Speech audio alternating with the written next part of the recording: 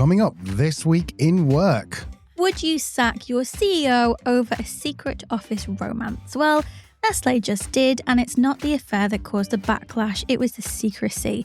So when does a relationship become a trust issue, and what can business leaders learn from the fallout? Also this week, it's been just over 1,000 days since ChatGPT was unleashed on the world.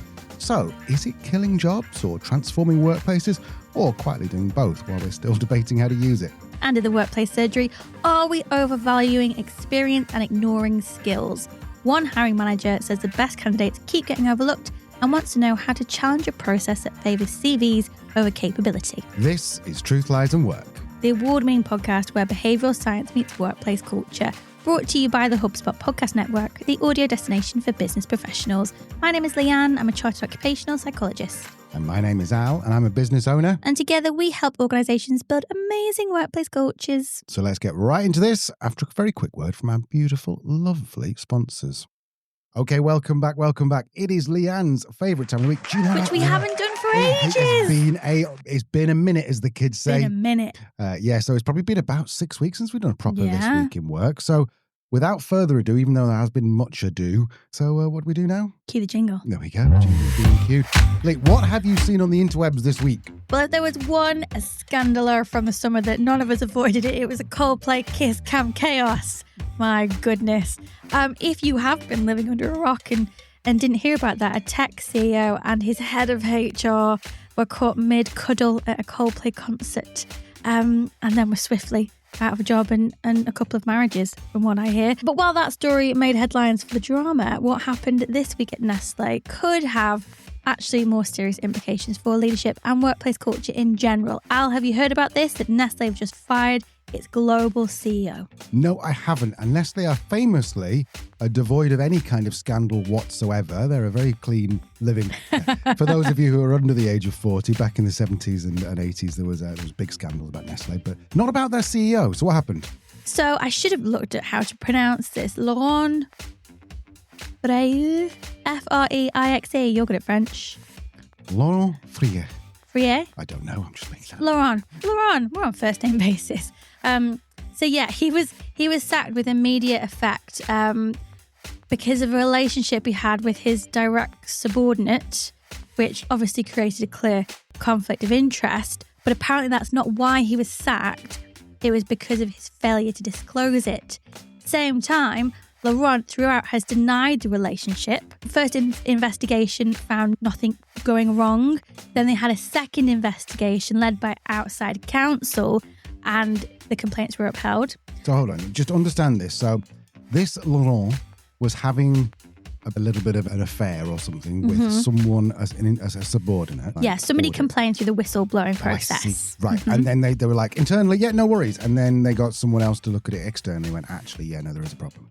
Exactly. But what confuses me when I was reading so many different reports about it, and what confuses me is that Laurent denies the relationship throughout. Right. So I don't know whether that's the type of relationship was, or I don't know, but he just denies it. He's been outed to Nestlé, no severance, no nothing. He was been in the top job for a year. Previous to that, he spent 40 years at Nestlé. So apparently the employee involved wasn't on the executive board, but reportedly benefited professionally, first with a rapid promotion in Latin America, and then with a move to the head office. But apparently the official word from the board is it wasn't necessarily the relationship that they took issue with, it was a lack of disclosure. I did not have sexual relations with that person. Yeah, indeed. And in that, and not surprising, in the wake of Andy Burnham as well, that we saw at Coldplay concert, shares did take a hit. So Nestlé scrambled pretty quickly to get him out and name a replacement. It's not the first time we've seen it. Obviously, we saw it with Andy Burnham. We've seen it from BP's Bernard Looney stepping down after admitting he'd That's a great name. Bernard Looney. After he hadn't been fully transparent about workplace relationships, plural. And then we also saw Steve Easterbrook at McDonald's fined, and made to return his severance package after misleading the board about 3 internal relationships. And I bet his defence was, well, they were loving it. Oh, That's not going to make it in, is it? Sorry. Yes, I'm actually trivializing something which is quite broad. Just before you go on, I'm sorry to interrupt you there with obviously terrible stuff. But I'm watching the morning show. You suggested. Oh to me. yeah, I love the morning show. And so now I can't look at anything without looking through the lens of the morning show. If you've seen it, then it's very similar to what we're just talking about here. And so now, like, everything seems the morning show. I'm just imagining Steve Carell playing it out. Sorry, you were in the middle of something. Steve Carell. Such a good show. Yeah, but you said that as if he was also been involved in some of this, because it's just a story, don't you? It's TV. It's not real. It's not Allegedly. Well, you heard it here first. Anyway, Al, what do we think? As the man in the room, is this an issue? Is it an imbalance of power that shouldn't be tolerated in organisations? Is it just around the secrecy? What does it say about leadership and how to hold leaders accountable in 2025? Look, I don't know. I've never been the CEO of Nestlé. I know that you didn't know what I did for the first half of my life, but it wasn't being CEO of Nestlé. I don't know. I mean, if you have a relationship, then you're supposed to go and disclose it to HR, aren't you? Is that not what you're supposed to do? And would that not be the most sensible thing to do? I don't see why you wouldn't do that. But then again, I don't know what the internal politics are, because maybe if you do go and disclose it, then HR go, no problem at all. The door shuts and they start typing on your record. I don't know how that works. Like my mother used to say to me, just never lie. If you get caught out, just go, yeah, it was me. It was me. George Washington, there's a whole story about George Washington. I think he said something like, Father, I cannot lie. It was I who cut down the cherry tree. Now we are going back to not the cherry tree. Fucking cherry tree. I mean, that cherry tree at that age, that would have been about 300 years old now, I think, that cherry tree. But no, old Georgie, he said, no, I'm going to cut it down. I think that the whole point is that surely you should tell the truth. I don't know the internal politics of whether you disclose it or not. I think this is probably a good time, actually, before we go back and we talk maybe more about the psychology of this, to disclose to our listeners that we are in a relationship in the workplace. So if you hadn't heard that before, listener, then I think it's important you should know that, just in case there's a secondary external audit of our organisation of the podcast towers. Indeed. Yeah. To be fair, our relationship started before we went into business together, though. That is true. And that's different. That is true. But all of the employees here know about it. Yes, both of them do. Both of them do, which is us too. And even our dogs know about it, and they're not really employed, but they're part. I see them as valued members of the team. Yeah. Obviously, every organisation is going to have its own policy. If you are a small business and you don't have a policy, I advise you to. We talked about this on the surgery, actually, before. I think somebody had some issues with personal relationships at work. It depends. I think, do you know what? I think the thing is, it's one thing if you are a manager in a small business and you fall in love with your colleague or your teammate. I just think it's quite the other when you're the global CEO of a multi-billion-dollar business and the only partner you can find just happens to be your subordinate who you can do some favours for. It's just, I think you have to hold yourself to a higher standard at that point in terms of, it's a public company, isn't it? You've got shareholders and all sorts in terms of governance, and I just question why any CEO would put themselves into a point where they're in a relationship and having to disclose it. I just don't, and I'm quite romantic, but I just can't help but think there's a better way to go about it. Actually, this could be an absolute power struggle, and there's lots of ego in high-powered leadership positions. We know that in terms of personality, we know that in terms of behaviour, we know by the number of men who get caught out in high-powered positions because it goes to their head or somewhere else on their body. So I just think that it's just so problematic because to everybody else, it undermines the trust in the organisation in terms of how decisions are made. We call that, as a psychologist, procedural justice, and it's a big aspect of employee engagement. If you don't have procedural justice, then you'll know anecdotally if you've worked in an environment that isn't fair and people are being treated differently, you're not there very, very long. And of course, it has massive impacts on psychological safety, being able to speak up. The fact that this was through a whistleblower in the first investigation, found nothing, and the second one, it's so problematic. I just think if you're a senior leader, unless this is head over heels, this is the love of my life, I'm going to be with them forever, just don't. If the heart wants what the heart wants, and if the heart really wants someone who will work there and you're the global CEO, then why doesn't one of you step down? Now, this is problematic. Well, indeed, because who's stepping down? Well, yes, exactly. The person who has $20 million a year or the person who doesn't. And if it is true love, then do it all above board. Go to HR, be very transparent about it. Make sure that person doesn't report into you, or HR will handle it however it needs to be handled. And if it doesn't work out and you do break up, don't fall in love again with somebody else in the same company, because that's just going to undermine everything that you said initially, you know? Yeah, exactly. And Nestlé do have like thousands and thousands of employees, but still, there are plenty more fish in the sea. Yeah. Yeah. Yeah. Plenty more Kit Kats in the break room. Is that Nestlé? Very good. Very good. Thank you. you. So the key message here is the CEO of Nestlé, just take a break. Think about what Very you're doing. good. Anyway, is it about time you asked me what I saw? Yeah, what have you seen this weekend? So, as I said to before, I alluded to before, it's been around about 1,000 days since the launch of ChatGPT. Now, this isn't just my nerdiness of actually having a big calendar and marking off the days. It was an article in, let me have a look, it was in cityam.com, that very famous news publication, by a guy called Henrik Landgren. He sounds maybe Germanic, so I'm sorry, Henrik, if I got that wrong. But it's 1,000 days. So he basically looked at it and said, right, what's happened? Has it been the apocalypse that we thought it was? I mean, we all use ChatGPT for funny images. I know that we've done some really funny things. I tried to get ChatGPT. I was talking, who was I talking to? It might be my brother, I think, on WhatsApp. And because I've got an intolerance to eggs. And I won't go into exactly how that intolerance manifests.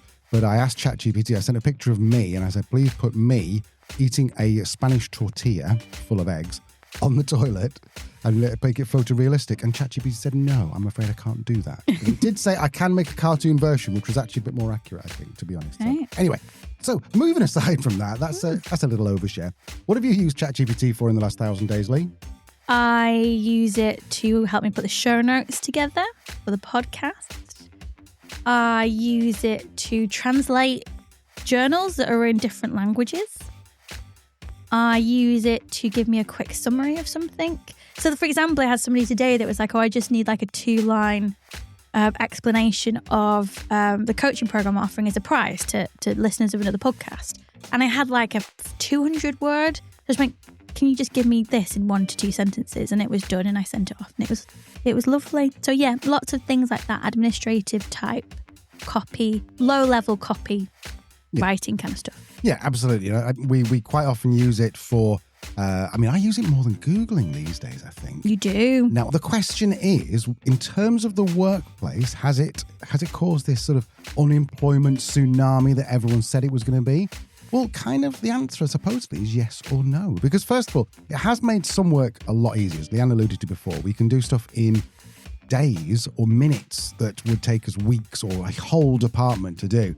There are fancy people out there, we haven't done it yet, but there are fancy people out there who create agents that hand over work to each other. So you can do things like build an entire virtual marketing department. I've seen people on Twitter, Twix, who basically have created this scraping thing where they'll scrape an idea from YouTube, a trending idea from YouTube. They will then plumb it into something else, which will create a script. Then they'll plumb it into, I think it's called 11 Labs, which will then create a voiceover. And then it will go into some stock image and create some back stock image and then just spit out a TikTok ready to be uploaded. And they're doing like 1 a minute. Wow. They also, I didn't know this existed, but there are TikTok farms. Did you know about this? TikTok farms? Yeah. No. So there are places which have got like 10,000 phones with robotic arms that are basically just swiping on TikToks. And what you can do is, if you can pay to put to have them go onto your account and just swipe up and down and watch your videos over and over and over again for engagement. Interesting. But it's not engagement, is it? No, of course it's not. It's cheating. Which is where coming down to the ChatGPT, because you can use it for all the stuff you were talking about there, and I'll talk about Notebook LM, but some people are using it a little bit to cheat. They're trying to get their people to get ChatGPT or Claude or whatever to do their entire jobs, which is kind of going against the point, I think. The employee is trying to get ChatGPT. Yes, I'm sorry, yes. Okay, right. I'm away from engagement farming now, from TikTok farms. Right, I got a bit it's carried all away. over the place. It's as professional as you remember, listener. So the question is it eliminating jobs? And Is it? yes Right. and no. So Okay. it's eliminating those jobs which are things like just data entry. It's eliminating those jobs where someone said, go and find me a quote that says this on the internet. It's eliminating jobs like, oh, I'm just going to go and upload something to Excel. I need to go and like enter that all day. That is. But we all seem to have moved up a little step because for the majority of people, that's not their whole job. They're able to say to ChatGPT, here's some unordered data. Paste it in. Can you turn it into an Excel file for me? And then 10 seconds later, they've got an Excel file. Mm-hmm. So they're not spending the hour putting everything into an Excel file. They're spending that time. They can step away and go and do something else. So which is really, really cool. Lee, what are your thoughts so far on it? What do you think? Do you think the AI is going to take over all jobs? No. Why? I think it's a question of, do I think AI is going to take over all jobs? No. Do I think AI will have the capability to take over the majority of jobs? Yes. Right. But I think there's going to be an element of organizations choosing to be human first. We're trying to be human centric, but I think human first might become a thing. I think just the way it is now, I don't trust ChatGPT entirely in terms of accuracy.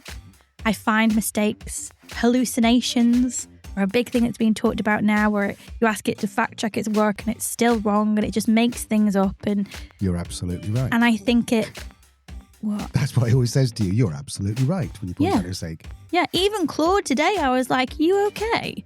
Like, I've asked you to correct this very specific things and you're telling me it's done, but it's not.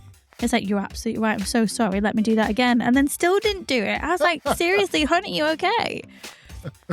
So I don't know. I just don't trust it. I certainly wouldn't trust it with any data that I'm working with in terms of organizations, in terms of that collation. To be able to then check it is going to take even longer. So current capability, no, I don't think so. No, and I think also what's really cool is because everyone's got AI, no one's got AI. Yeah. So it's democratized the way that we can talk online and create content. So it means that you either have to be very good at content or very human. I think this is where it's doing things like, I read there's a London biotech that raised 2.8 million in funding with just two employees and the rest of it's AI. Very cool. But then on the flip side, there's a couple of people who've tried to do AI therapy and then very quietly and quickly shut it down thanks to the backlash on it. So I think basically what this article seems to be saying is that yes, it's going to change work. In fact, let me just read the quote. It says, the question isn't whether AI will change work, but whether you'll lead that change or follow it.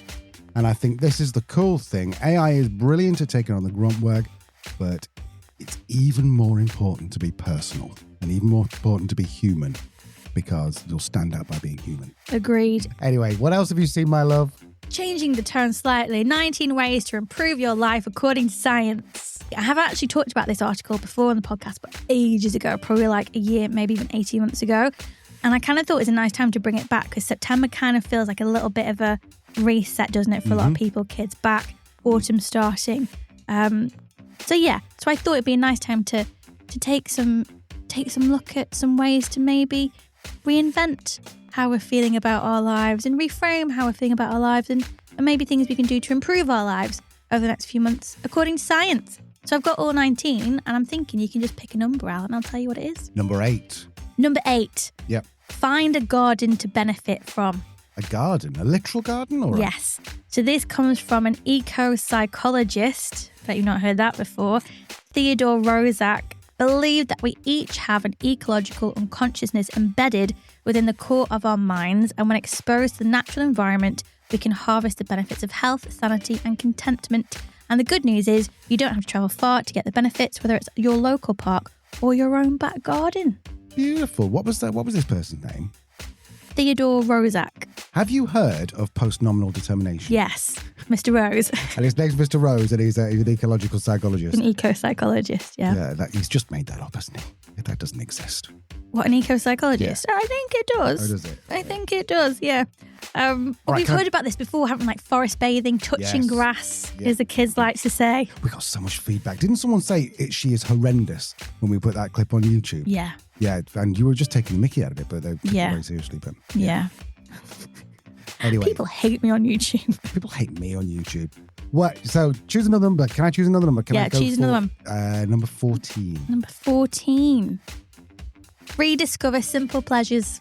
Oh, like you're a simple pleasure. I am simple and I'm sometimes a pleasure. Not always. No, it can often be the everyday things that bring us the most joy by rediscovering the power of mindfulness, or discovering the power of mindfulness, we can reconnect with simple everyday pleasures. So Barney Dunn, who was on the Psych Crunch podcast, which is from the BPS, talked about that a lot more in terms of mindfulness. We also talked about mindfulness with the fabulous Dr. Audrey Tang. She talked about it. Was it last Christmas or the Christmas? Yeah. Is it that long ago? Yes, I think so. It's almost 2 years ago. Yeah. Wow. So yes, anyway. Live nostalgia there for Leanne, no audio form. Yeah. So what's your simple pleasure, Al? I like making things. I bought myself a few electric tools over the summer. When we're building this podcast studio, I bought myself a little electric saw and a few things. I like that. I always think a simple pleasure is where you look up and you go, oh my God, it's tea time or something. And you're doing not like playing computer games necessarily, although there's nothing wrong with that. But yeah. So my simple pleasure is that. I also really like just sitting there and staring out into the garden. You do that sometimes. It's bringing the two together, you see, number 8 and number 16 or whatever. Yeah. I like sitting and just looking in the garden. I like that. You do. What's your simple pleasure? My most recent simple pleasure is Sudoku. Yes, you've been proper boomer, haven't you, on your iPad? Really got that into that over summer. Because I think it's a really good way to, if your mind, because we had quite a stressful summer with lots going on, I find it quite a nice way to kind of keep my mind busy and keep it quiet without just watching rubbish on your phone. Do you know what I mean? Yeah, doom scrolling. Yeah, totally agree. I love it. So listeners, if you can imagine Leanne with little half moon glasses perched on the edge of her nose, her hair up in a bun, doing Sudoku on her iPad, that's what Leanne's going to look like in 30 years' time. That's what I look like now. Lee, should we go to a break? Do one more. Okay, let's go for number 1. Number 1, don't stress about not feeling happy. This is a good one. So it says, we're often bombarded with surveys that announce where the happiest place to live is or which habits we should be adopting to be happier. But researchers in Canada have discovered that actively pursuing happiness can lead participants to think of time as being scarce, which made them unhappy. They noted this finding adds depth to the growing body of work, suggesting that the pursuit of happiness can ironically undermine well-being. Letting go of the must do better at being happy goal may actually improve feelings after all. Yeah, I think happiness can be a problematic metric anyway, can't it? You know, happiness is a state, it comes and goes. Contentment, satisfaction, fulfillment, meaning, perhaps better things to pursue. Yeah, totally agree. That's lovely. So if people want to hear all 19, how do they... Yeah, I'll leave a link in the show notes and you can read it. It's an article from the BPS, which is very, very good. Excellent. Right, guys, we're going to go for a very quick break. When we come back, we have the hot take. Remember those? We haven't had one of those for 20 years. Hot take. And then we've got my favourite time of the week, which is the world famous weekly workplace surgery. Where I put your questions to Leanne. Did I get it right, Leanne? You did. Lovely. See you in a second. Welcome back. It is time for our hot take, those honest expert perspectives that maybe make us rethink what we know about the world of work. Today, we've got a new word. Go on, what's the new word? Rage baiting. Rage baiting. Okay, now, I'm acting like I don't know what it is, but I'm pretty sure it's when someone says something like kind of provocative or sarcastic, and it's designed to annoy them, not start like a conversation, but to get a reaction. Yeah, it's poking the bear. Poking the bear. There you go. That's a much better way of saying it. Well, no, sorry, Vanessa. I don't think Vanessa coined the term rage baiting. No, but she is here to talk about it.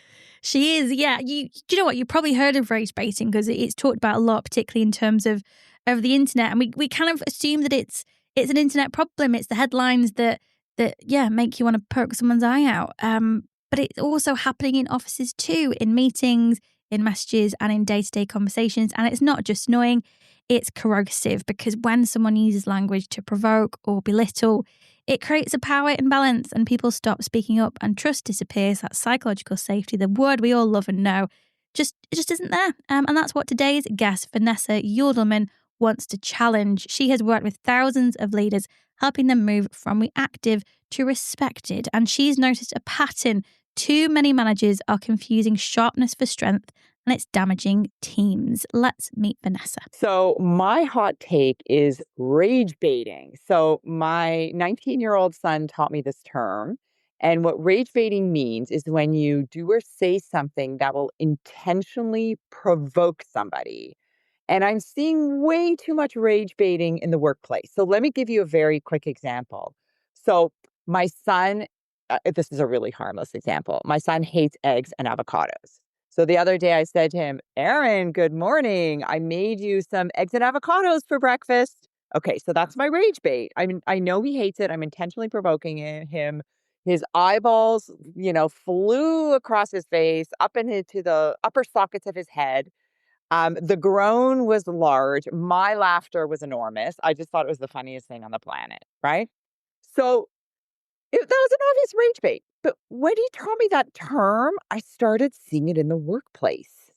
And it's a big no-no because it has a big impact on culture. I can give you a recent example. A client of mine who's a very senior sales executive and excellent at what she does, very savvy, just really, really good at her job, started in a new organization.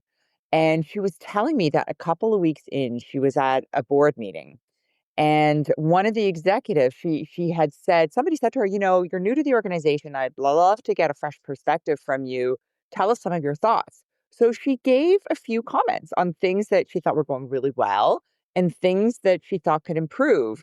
And somebody said something like, oh, there's the new person trying to make changes without really understanding the context. So immediately, that was a rage bait. So immediately she felt shut down. She felt unsafe to contribute, and she stayed silent for the rest of the meeting. So what happens when you're rage baited is psychological safety goes away and trust is diminished.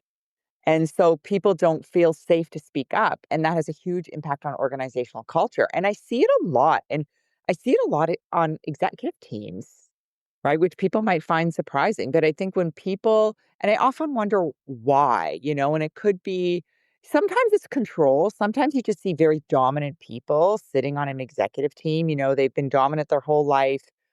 They like power and control, and there's nothing wrong with that as long as you don't overuse it.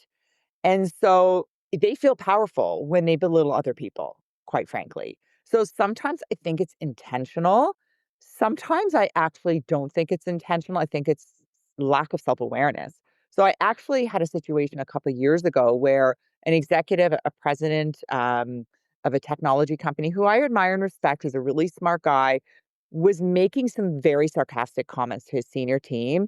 And I had to give him feedback. And I said, it's not good because to your point, it doesn't provide psychological safety and it shuts people down. He had no idea. He thought he was being funny. And sometimes it's sarcasm, right? People just think, oh, it's a good laugh. No, it's not a good laugh.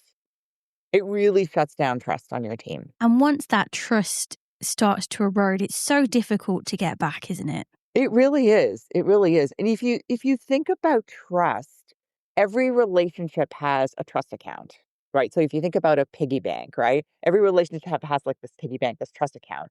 So when you as a leader say something that's respectful, you're putting a deposit in your trust account with that person. When you say something that is, when you demonstrate loyalty to that person, trust in your a deposit in your trust account.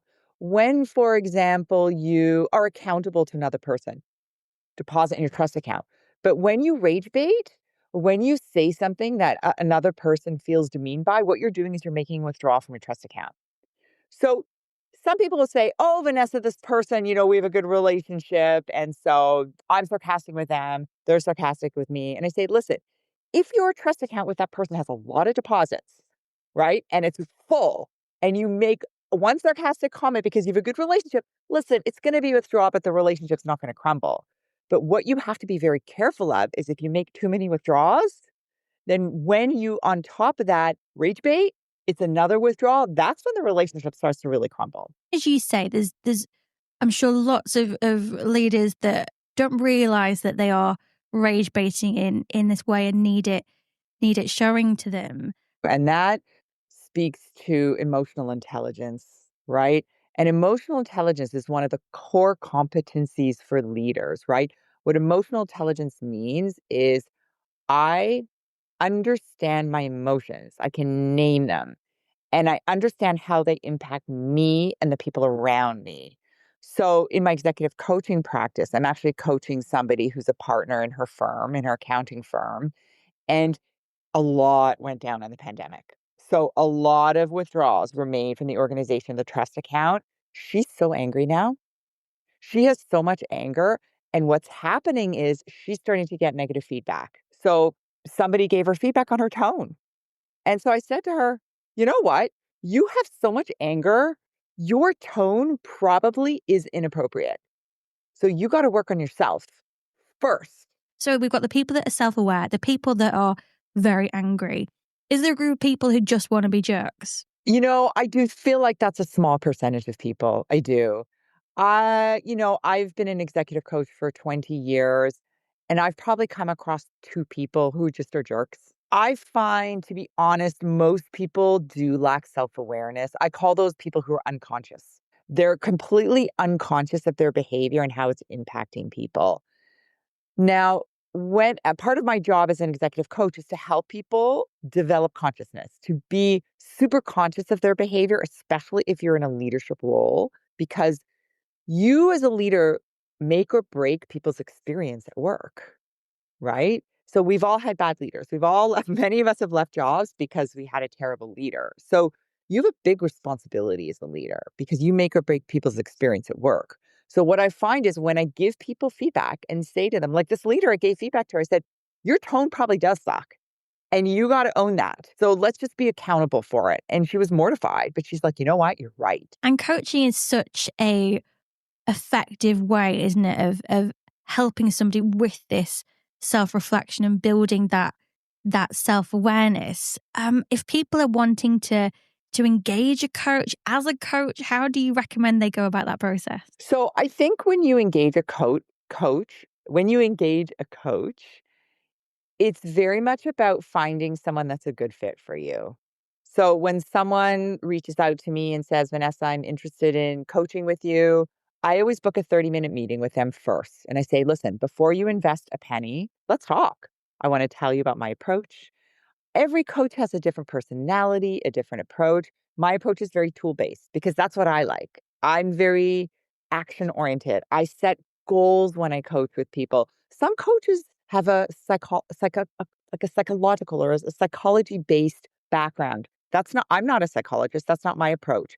Some people prefer that. Some people don't like it. So I always say, if you're looking to work with a coach, book 30 minutes with them. Ask them, what's your approach? What's your background? What's your education? I would really recommend you work with someone who's a certified coach. It took me over a year to get my certification. And coaching is something that I've been a coach for over 15 years, but there's a lot of people who call themselves coaches now. And I've made the mistake of hiring 1 or 2 of those people over the years who are not good coaches. They don't know how to set goals. They don't know how to really create transformation for you. So those are some questions I would ask. What's your background? How do you create transformation? What's your process? How do you set goals? Those are some good questions you can ask a coach. And you have to like the person too. Like, feel like you have a good connection with them. That was Vanessa Yulderman. I loved my conversation with Vanessa, and I think she gave some really great tips there in terms of how to find a coach that suits you. So do take note of that. But in terms of other key takeaways, Al, what stood out for you? I think the instinct is when someone says something inflammatory to you or does this rage baiting, I know my first instinct is to go, what? How dare you? What are you talking about? And get, sort of defend my point. That's my instinctive sort of mechanism, is to get defensive or possibly on some of those bad days, maybe shut people down. But that, I think, is, as Vanessa points out, is a bad thing to do because that's going to shape the culture. It doesn't mean then that someone might be rage baiting you and you shut them down, but then that reduces this whole psychological safety you're talking about of people saying, well, I can't really go and tell Al anything because you would see how he dealt with Derek last week when Derek was a bit cheeky. So yeah, I think that's really, really important that if you're going to have to be careful how you handle it because how you do something is how you do everything. And with that, I think if you are a leader who feels that you do have rage baiting in your organization, as Vanessa said, turn that mirror back at you in case it is you're setting that tone and role modeling that behavior. Because it's very easy to unintentionally rage bait if we're at stress, if there's lots going on. It might come through as sarcasm. It could be a cutting comment. It could just be shutting down somebody's ideas. They're great for, not great, horrific example that Vanessa gave. But yeah, if you want openness and accountability, then you have to lead the tone of that. Absolutely. And don't forget, like Vanessa said, sarcasm can feel like sort of like someone trying to be funny, but often it's just going to mask something behind it. There's something underneath sarcasm. Some people are just sarcastic bastards, but the majority of times is there someone who's like says it sarcastic because they haven't got the confidence to come out and say it non-sarcastically. So it's definitely worth taking that on board. Yeah. So thank you, Vanessa. Vanessa, you've also been very patient because we recorded that like 3 months ago, I think. So. It was just before our summer schedule changed. So I did explain that to Vanessa. She knew September it was a coming. Do check out the show notes. You'll find ways to get in touch with Vanessa. And I'm sure she'd love to hear from you. Ellie, it's time for the world-famous weekly workplace surgery where I put your questions to the lovely Leanne. You know by now that Leanne is a... do you know, I'm not going to say it. I say it every week. She's ace. She's a psychologist. You heard at the top of the show. She told you exactly who she was. If you're not listening, that's not my problem. Okay, question number 1 of the surgery. Do any of these employee engagement platforms actually work, or are we all just ticking boxes? Yes, well done. Asking the questions that I think a lot of people have got, particularly now. 2-3 years ago, everyone's like, well, we all need an engagement survey. But now everyone's like, oh, I've got one. It's automatic and it's AI driven. Hi, Alan, Leanne. Hi, you really Alan. need to stop drinking before you record these out. Literally only had water. Hi, Alan, Leanne. I run a small business and I genuinely care about building a good culture, but I'm starting to wonder if these engagement platforms are all smoke and mirrors. We've tried a couple over the years, survey tools, dashboards, the works, and honestly, not much has changed. The feedback comes in and then nothing. No action, no follow-up, just a colourful report and a vague sense of we're listening. Oh, I like that term. So my question is this, has anyone actually seen these tools make a difference, or are they just expensive ways to make HR feel like they're doing something? Lee, what are your thoughts? What an excellent question. And to answer it succinctly, has anyone actually seen these tools make a difference? Yes. Are they just expensive ways of making HR feel like they're doing something? If it's the wrong tool, yes. This all comes down to not all employee engagement tools are made equal. They are all very different. They all have different levels of worth and value and scientific foundation. So, yeah, and sadly, the popular ones out there are pretty. They're just not very robust. So I think if you are looking for insights, and this comes down as well, have you lost the why? If you run a small business and you're running an employee engagement survey, it sounds like you've lost the why in terms of what you're doing it for. The only reason to run any kind of insight survey is to provide you the data you need to act on that feedback and make changes within your business. If that is not your intention, and by the sounds of it, it's either not your intention or it's been disconnected, you're doing more harm than good running these surveys and not acting on it. Stop it immediately. Don't bother with it. Let it go. Just have conversations with your staff. Tell your managers to have conversations with the staff and just go back to actually talking to people and finding out how they're thinking, feeling about things. If you want to have insights that will give you the information and data points that you need to make meaningful changes in your organization that are going to have a positive impact on the people in your business, the only thing you need to think about is a scientific model that sits behind the employee engagement platform you're currently using or looking to use. If you are looking at any employee engagement platform, survey, anything, you have to ask that question to the consultant. What is the scientific, psychological model that sits behind this?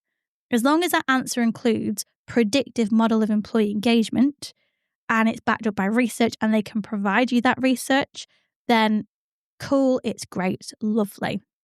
If they can't tell you the model, there's a very famous organization who talks very openly about employee engagement, even, produces many reports on employee engagement. Can I find the model that sits behind their employee engagement survey? Can I heck? It just doesn't exist. Whereas something like the Real World Group, for example, has now built more of a culture survey of employee engagement, but speaks very openly about the science and model. If you use the RX7, our employee engagement survey, we talk very openly about the science behind it and the model and how it all works. The final thing I would say on this is that a really easy way to know if your employee engagement survey or platform is bobbins is what it's chucking out. So if it's just telling you how happy people are, how much job satisfaction that they have, then that's not very helpful. How much discretionary effort they're giving, how likely they are to advocate for your business. It's not very helpful because they're the outcomes of employee engagement. So it's kind of like saying, well, I did a customer satisfaction survey. I know my customers aren't happy, but I don't know why. You might not. What are you going to do with that? You want to know why. You want to know what's driving job satisfaction or job dissatisfaction within your organization, so you can actually do something about that. So the best employee engagement surveys out there are going to tell you exactly how much purpose somebody is feeling in their role, meaning how clear they are over their job responsibilities, how much trust they feel they have in their job, how much control, what their relationships are like with their managers, how resilient they're feeling, how the organization helps them build healthy boundaries between work and life. So if you know that people are dissatisfied with their job, and you've also got data to say that people are currently struggling with relationships with their managers, it's fairly easy. And sure, you don't need a psychologist to tell you if you improve the relationships with your managers, chances are people are going to be more satisfied in the job. If you do work with a psychologist, we will tell you exactly those relationships and what you'd expect to see and remeasure it again in 6 months' time. Long answer to say, please don't write off every employee engagement platform or survey, because the one that you've got with all the bells and whistles isn't very helpful. Take it back to why you're doing it, what you want to use the information for, and then just talk to a third party, somebody, anybody, a psychologist, somebody in HR who can do the research to actually find a science-backed model that's going to help you do it. And if you do want to have a little look at what a predictive model of engagement looks like, very roughly speaking, head over to the HSE website, just Google Management Standards HSE, and that will talk you through what we call the psychosocial factors at work that can impact employee engagement and well-being, and it'll start to give you an understanding what actually you want to be measuring in your employee engagement survey. Fair. Brilliant. Okay. If you want more details on the RX7, then check out the show notes. There's an email there. You can talk to Leanne or I about it. I'm very happy to talk to you about that. Other engagement platforms are available, but not as good. Okay. Not many good ones. Hi, Bob. So, question number 2. I was refused unpaid leave, but then they approved it for someone else. What can I do? Oh, this doesn't sound so good. Last year, I asked for 3 months unpaid leave to travel, partly to manage my mental health after being diagnosed with ADHD. HR told me it wasn't possible, and it even said I was running away from my problems. Well done, HR. Yeah, you sound like a really good group of people there. Fast forward a few months, and my colleague, the same department, similar role, was granted a 3-month break, 1 month paid to unpaid. I feel completely dismissed, like I wasn't taken seriously. I've checked the handbook, and unpaid leave is allowed. I don't want to cause drama, but it doesn't feel right. Leah, what can I do? Well, I do have some thoughts, but as this starts as a very HR-rooted question, I thought we'd bring in the advice of our friends over at the Curve Group. Regular listeners would have heard them before. The Curve Group is a fabulous organisation that helps all sorts of businesses with their people, HR and culture requirements. So let's go and hear it from Kat Coggins. Normally, leave such as sabbatical leave are at the company's discretion to approve, dependent on factors such as length of leave, timing, resource available to cover, to name a few. It may, on the face of it, feel like your request has been dismissed out of hand, but there may have been other factors at play that you're not aware of. The employer should have a process for dealing fairly with these types of requests, and normally this would involve explaining the reasons for rejecting such a request. I think if you're unhappy with the way your request has been handled, then we would suggest following your employer's grievance policy. Normally, this means either raising an informal or formal written grievance, which would then be heard by an independent manager. So that was Kat Coggins from the Curve Group, not Kat Goggins, as I accidentally put on one of our LinkedIn posts. Sorry about that, Kat. Lee, you said you had thoughts. I do. I think Kat gave a beautiful explanation in terms of the kind of the HR, and that first bit of advice was perfect. Ask why, because it was last year that you asked for your leave. It was under potentially very specific circumstances. Yes, your colleague is in a similar role, the same department, but there's months between that request. You don't know the reason for that request, and everything goes with it. The situation the business is currently in, the team that's currently in. As Kat said, there's lots that could be going on there. Of course, she went on to check the policy. You could raise a grievance. All great advice. What I would say for any business owner who is listening has had a scenario like this, it's important to understand the psychology that's going on here, which is why your employee is a little bit annoyed by this, even if you feel that you have good reason. And a lot of that comes in the why. we can often feel that it's not necessary, or the employee has no right to demand the reasons behind a decision being made. But if you want to have an engaged culture, if you want to have an organization where your people feel valued and they want to contribute and go above and beyond, this is a key aspect that is often overlooked. And I think we talked about it before. I think we might even talked about it today. Procedural justice. We did.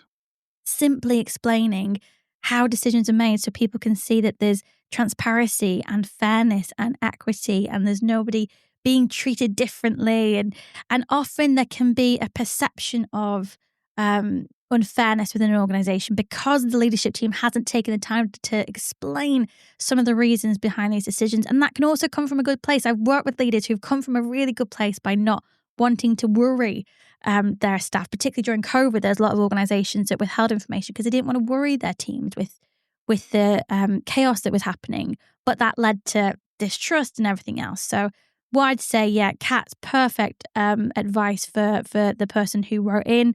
I just wanted to add on, if you are a business leader listening who's experienced this, it's because this person isn't seeing or isn't feeling that they have procedural justice in the organization. It might be time to start being more transparent about how these decisions are made. If you've ever dealt with kids, you've got nieces, nephews. Speaking as a former child myself, I could say if you've ever gone with two children to an ice cream van and bought one of them an ice cream and not the other, that's the simplest version of procedural justice, I think. Is that the right word? Procedural justice? Yeah. Yeah, that's the simplest version. So you've basically just done that to this person. So no wonder they're a little bit narked. Okay, so question number 3, Lee. Are we too focused on experience? Are we missing out on real talent when hiring? So this person is a founder and CEO of a growing business. They say, I've just wrapped up a frustrating round of hiring. We had several candidates with the right skills, attitude and potential, but they were overlooked in favor of people with more experience. Months later, the role is still unfulfilled. The longer it drags on, the more convinced I am we're clinging to old hiring habits that don't serve us anymore. Oh, I see. So the team here have overlooked these candidates in favor of people with more experience. Okay, I think I understand that. Is that what you got from that? Yeah. So experience is easy to justify, but doesn't always mean someone will bring fresh ideas or fit the pace of a scaling company. I agree. I want to build a team that's sharp, adaptable, and forward-thinking, not just people who've done the job before. So the question is this founding team, is this hiring team too focused on what candidates have done and are actually not looking at what they actually are capable of in the future? Yes. Great. Okay, so thank you very much for listening. To be fair, though, I mean, I think when I did paraphrase that in a slightly clearer way. When you say it like that, it's obvious. But why might someone fall back into old habits of going, well, we just need to make sure that they have done this before? It's a very common problem within recruitment that we have convinced ourselves that past experience, past behavior is most important predictor of future performance and behavior. And that's not entirely wrong, but it's not the most predictive. Adam Grant's book, Hidden Potential, talks all about this in the most beautiful ways and really calls out all the myths that we have in recruitment, real world examples, and how it's impacting organizations. And a key one that he pulls out is around experience, because experience doesn't really mean much if we don't dig down into what that experience is. You could say take one of us out. I'm looking for somebody who will have 5 years experience in building a podcast. I have 5 years experience in building a podcast. You have 5 years experience in building a podcast. Our experience is very different because I have 5 years experience guest scouting, researching topics, bringing in the science, doing a bit of the promotion, putting the kind of the shareables together, all that side of thing. Your experience is much more technical. Yours is in the editing and the audio processing. And what else do you do? I feel like you're trivializing my role in this. No, it's much more important than what I do. I know what you mean. Well, it's not important. It's as important, but yes, it's a different. I can totally see it takes different skills. You asked me to go out and find guests. I mean, I've left guests hanging for months before. I think you've gone, Al, did you ever go back to the person? I'm like, no, I didn't know. So yeah, I totally get what you're saying. So my point is, if you're not specific about the exact type of experience you want and understanding how that experience, which is really knowledge, skills and abilities, what we mean when we say experience, what the knowledge, skills and abilities we built during that experience that we've gained, how does that predict how well I'm going to perform in this job in the future? And that should be based on a very solid job analysis. And nobody does a job analysis, honestly. And it's surprising really because so many other areas will do that type of analysis. Like marketers will do loads of market research before launching a campaign. Why would you not do the same level of introspection to understand exactly what campaign person is going to work within your business to deliver the outcomes you want it to? It's the same processes, but for some reason, we're not using it for the most expensive thing we're ever going to spend money on in our business. Do you know what I mean? Really, sorry, it really bugs me. So I think that the point is experience isn't necessarily the right metric, but even when it can be useful, we're not digging down enough into what actually that experience looks like, what it's needed and what it's going to mean in our business. You've also got a problem here in terms of that you're identifying people with the right skills, attitudes and potential, but your hiring team isn't. This process should be very standardized. You shouldn't have, as a CEO looking at this recruitment process and the outcomes of the assessments from the candidates, a different point of view of who gets hired compared to your HR manager. That shouldn't be allowed to happen because that shows some kind of bias and discrimination. You should absolutely seamlessly come to the same conclusion because there's a standardized scoring process throughout that will give you an objective. This is a person that should get the first offer. So there's lots of issues here. You're not clinging to old habits, you're clinging to bad habits. And this requires an entire overhaul of how you recruit because as you can see, as you've said, it is leaving you with a long time to fill positions, and that is expensive and annoying. So yeah, time for a rethink. We are considering doing some kind of masterclass. When we say we're considering, I thought about it for 3 minutes. I told Leanne over lunch and now potentially broadcasting it to the world. But I think it'd be really interesting to do a little mini masterclass on hiring because I certainly had no idea what I was doing when I was hiring before I met you. You've shown me it is literally a tick box, but a good tick box. It's a matrix. Leanne puts together a matrix of scores. You tick them and then you score people. And then at the end of it, you literally go, okay, well, this is the top 10%. And everyone else is, it's just a really scientific way of doing it. So if you're interested in that kind of thing, then find us on LinkedIn or check out the show notes or send us an email or something and tell us. And if we get more than 20 people emailing us, we'll do that. Yes. Job analysis. Look it up. Have a read. Educate yourself. Okay, so that's it for this week. Thank you so much for the letters. Thank you for listening this far. Thank you for putting up with all our rambling. And we're a bit rambling ranty today. We were, but then it's been a while. We've had a lot of pent-up week in work business. Indeed. A lot of summer of frustration. Yeah, I know.